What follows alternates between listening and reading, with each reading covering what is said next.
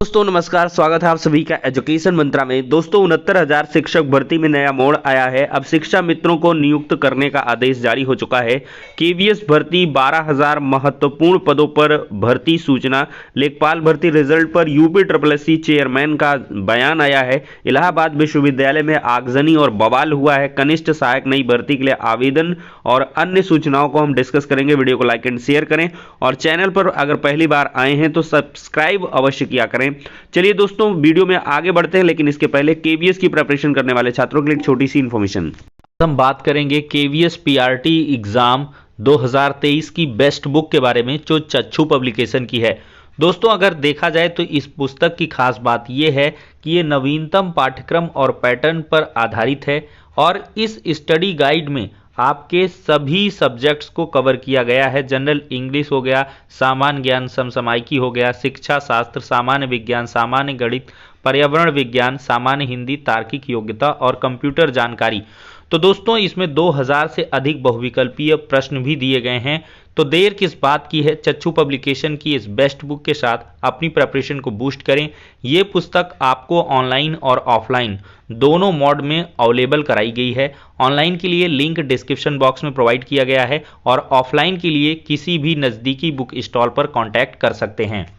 दोस्तों लोकसभा में एक प्रश्न का जवाब देते हुए बताया गया कि केंद्रीय विद्यालयों में रिक्तियों को भरने की प्रक्रिया शुरू की जा चुकी है। यहां पर प्रश्न था कि क्या केंद्रीय विद्यालयों में कर्मचारियों की कमी को पूरा करने के लिए सरकार नई भर्ती प्रक्रिया शुरू कर रही। तीरथ सिंह रावत भाजपा।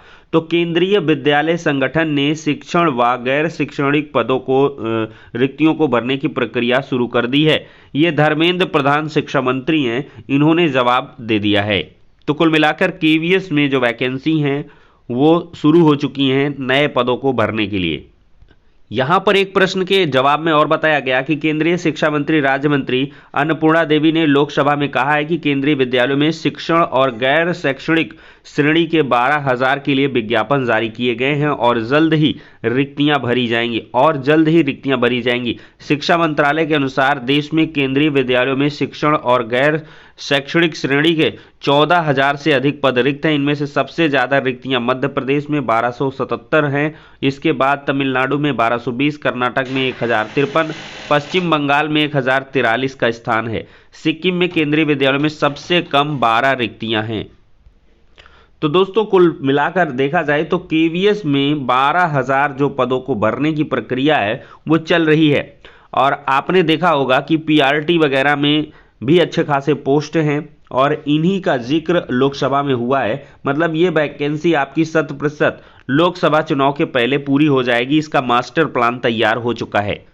दोस्तों देखा जाए तो फरवरी तक आएगा लेखपाल भर्ती का परिणाम। राजस्व लेखपाल भर्ती परीक्षा 2022 के 2 लाख से अधिक अभ्यर्थियों को परीक्षा परिणाम जारी होने का इंतजार है। भर्ती में आरक्षण और उत्तर कुंजी को लेकर उच्च न्यायालय में दायर याचिकाओं के चलते उत्तर प्रदेश अधीनस्थ सेवा चयन आयोग परिणाम जारी करने की कार्रवाई नहीं आगे बढ़ा पा रहा है। आयोग का मानना है कि जनवरी में याचिका निस्तारित होने पर फरवरी के अंतिम सप्ताह तक लेखपाल भर्ती का परिणाम जारी कर दिया जाएगा। आयोग के अध्यक्ष प्रवीर कुमार का कहना है कि आयोग ने उच्च न्यायालय में जवाब दाखिल कर दिया है। जनवरी में याचिका का निस्तारण होने की उम्मीद है। इसके बाद परीक्षा का परिणाम जारी करने की प्रक्रिया शुरू होगी। फरवरी तक परिणाम जारी होने की संभावना है। वहीं पर अभ्यर्थी परिणाम जारी न होने से परेशान हैं। बता दें राजस्व निरीक्षक के 8,085 पदों के लिए 31 जुलाई को भर्ती परीक्षा हो चुकी है और इसमें 2,12,000 से ज्यादा अभ्यर्थी शामिल थे।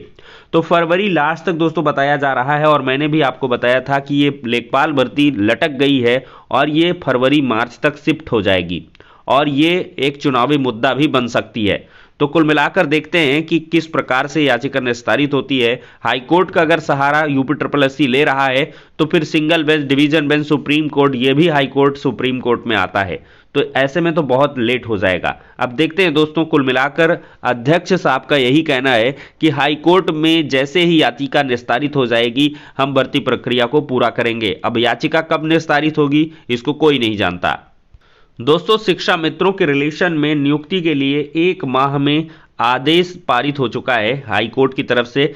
इलाहाबाद हाई कोर्ट ने सचिव परीक्षा नियामक प्राधिकारी एलनगंज प्रयागराज को 69,000 सहायक अध्यापक भर्ती में चयनित शॉर्ट लिस्टेड याचियों को शिक्षा मित्र का 25 अंक का वेटेज देकर उनकी नियुक्ति 1 माह में नियमानुसार करने का निर्देश दिया है। न्यायमूर्ति आशुतोष श्रीवास्तव ने अर्चना पटेल व अन्य की याचिका निस्तारित करते हुए यह आदेश दिया है। याचिगण की तरफ से देखा जाए तो अधिवक्ता M.A. सिद्दीकी ने बहस की और बताया कि याची सहायक अध्यापक भर्ती मामले में चयनित हैं। दूसरे मामले में हाई कोर्ट ने राज्य सरकार को ज्वाइन नहीं किए जाने से खाली पदों पर नीति के अनुसार शिक्षा मित्रों को अनुभव अंक देकर चयन प्रक्रिया पूरी करने का निर्देश दिया है।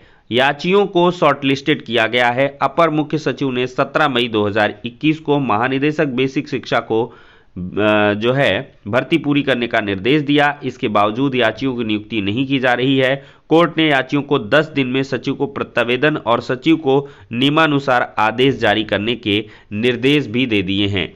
अब एक अनार 100 बीमार, यहाँ पर शिक्षा मित्र को भी अब नियुक्तियां दी जाएंगी जो वेटेज नहीं पाए थे। बहुत सारे शिक्षा मित्र थे, आई थिंक 135-38 इस तरह से कुछ नंबर है। अब 1000 वैकेंसी है और 75 प्रकार की समस्याएं हैं।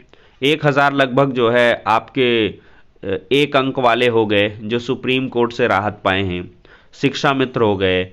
अब 6800 पदों पर नियुक्तियां भी करनी हैं, तो 69,000 का डिब्बा कितना बड़ा होगा, ये एक बड़ा प्रश्न है। और फिर से एक बार 69,000 में बवाल होने वाला है, क्योंकि यहाँ पर पद होंगे नहीं और नियुक्तियां कैसे एडजस्ट की जाएंगी, एक बड़ा मुद्दा सरकार के लिए रहने वाला है। ये दोस्तों इलाहाबाद विश्वविद्यालय में आगजनी की तस्वीरें हैं, देख सकते हैं, भयानक हैं। यहाँ पर देख सकते हैं इलाहाबाद विश्वविद्यालय में छात्रों की पिटाई के बाद बवाल हुआ है, तोड़फोड़ हुई, आगजनी हुई। 1 दर्जन वाहन क्षतिग्रस्त हुए हैं, 2 बाइक, जनरेटर, कैंटीन में आग लगाई गई, छात्र नेता का सिर फूटा है, 5 अन्य जख्मी हुए हैं। छात्रों ने सुरक्षा गार्ड तो विश्वविद्यालय प्रशासन ने उपद्रवियों पर लगाया फायरिंग का आरोप।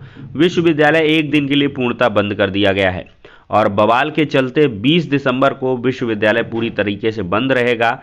बता दें कि 17 दिसंबर से ही विश्वविद्यालय में शीतकालीन अवकाश के चलते शिक्षण कार्य स्थगित है, लेकिन विभागीय कार्य संपादित किए जा रहे हैं। हालांकि स्थिति को देखते हुए 1 दिन के लिए पूर्णतः विश्वविद्यालय को बंद कर दिया गया है। दोस्तों यहाँ पर स्थिति पूरी तरह नियंत्रण में है। छात्रों को आश्वासन दिया गया है कि निष्पक्ष कार्रवाई होगी। सीसीटीवी व वीडियो फुटेज खंगाले जा रहे हैं और साक्ष्यों के आधार पर कार्रवाई होगी, पुलिस कमिश्नर का कहना है। दोस्तों देखा जाए तो इलाहाबाद विश्वविद्यालय में छात्रों की पिटाई के बाद सोमवार को जमकर बवाल हुआ। उग्र भीड़ ने पथराव तोड़फोड़ के साथ आगजनी की। कार्यालयों के दरवाजों खिड़कियों के साथ ही 1 दर्जन वाहन भी क्षतिग्रस्त कर दिए गए। तो ये पूरा मामला अगर हम बताएंगे तो दिक्कत हो जाएगी। खैर देखते हैं। दोस्तों देखा जाए तो SGPGI में 2,969 पदों पर भर्ती होगी। योगी आदित्यनाथ ने प्रदेश के सुपर स्पेशियलिटी चिकित्सा संस्थान SGPGI में 2,969 पदों के सृजन को मंजूरी दे दी है। यह सभी पद गैर शैक्षणिक संवर्ग के हैं। 286 पद आउटसोर्सिंग से भरे जाएंगे। सोमवार को चिकित्सा शिक्षा विभाग के प्रमुख सचिव आलोक कुमार ने इसका आदेश जारी किया है और इसी माह प्रदेश सरकार ने KGMU और लोहिया संस्थान में भी करीब 14,000 पदों के सृजन को स्वीकृति दी है। इस भर्ती से सुपर स्पेशियलिटी चिकित्सा संस्थानों में स्टाफ की कमी को पूरा किया जा रहा है।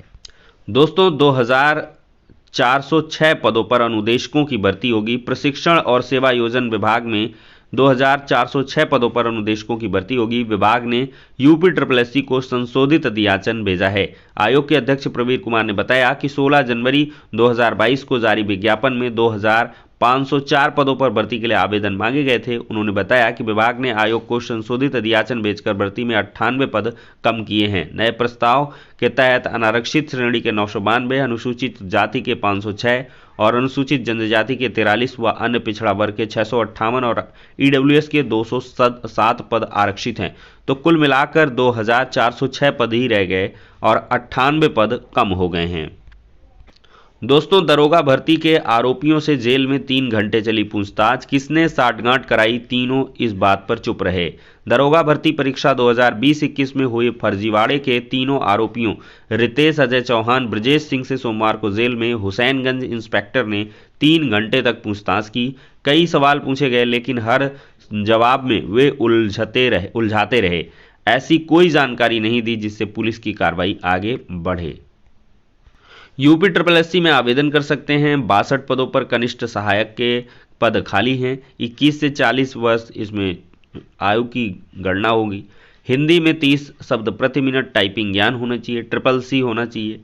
अभ्यर्थी का चयन लिखित परीक्षा के आधार पर किया जाएगा। परीक्षा में प्राप्त अंकों के अनुसार मेरिट लिस्ट तैयार की जाएगी। मुख्य परीक्षा में केवल वही उम्मीदवार भाग ले सकते हैं जो पेट 2021 में शामिल हुए हैं। आवेदन की अंतिम तारीख 8 जनवरी 2023 है। ऑनलाइन माध्यम से आवेदन करें। upSSC.gov.in ये ऑफिशियल वेबसाइट है, आप लोग यहाँ पर जाकर विजिट कर सकते हैं। अगर आपके मतलब का है तो आवेदन करें। दोस्तों, TGT PGT 2016 और 21 के जो प्रतीक्षा सूची के अभ्यर्थी हैं उनको चयन बोर्ड के उप सचिव नवल किशोर ने आश्वासन दिया है कि काउंसलिंग कराने की तैयारी चल रही है। 31 जनवरी तक विद्यालय आवंटन कर दिया जाएगा। तो दोस्तों, ये हो गया आज का वीडियो। पसंद आया हो तो लाइक एंड शेयर करें। नेक्स्ट वीडियो में मिलते हैं।